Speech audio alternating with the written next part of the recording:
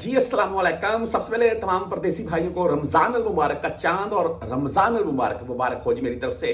कल Saudi Arabia बरोज बुध वाले दिन पहला रोजा होगा। ये अनाउंस हो चुका है, चांद नजर आ चुका है रमजान का। कल आप रोजा रख सकते हैं सुबह सहरी के टाइम, भाई सहरी कीजिए और सो जाएं। बहरहाल जी टाइम टेबल जो ड्यूटीज के टाइम टेबल है, सरकारी है चाहे वो प्राइवेट है, उनके मतलब भी अनाउंसमेंट कर दी गई है। वैसे ईद के मतलब साथ में कन्फर्म किया जा रहा है कि 20 मार्च को ईद होगी सऊदी अरेबिया में।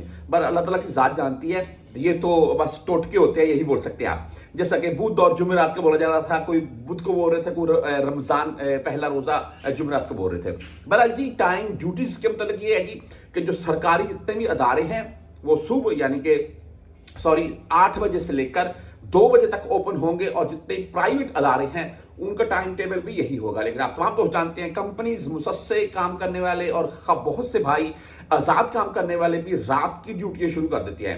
मेरे नजदीक वैसे इतनी जनता में भी अभी गर्मी नहीं है, लेकिन फिर भी दिन का रोजा रखकर आप काम करेंगे तो भाई थकावट और प्यास महसूस होगी। रात की ड्यूटी बेस्ट है। बहरहाल आज चांद नजर आ चुका है, कल पहला रोजा सऊदी अरेबिया में।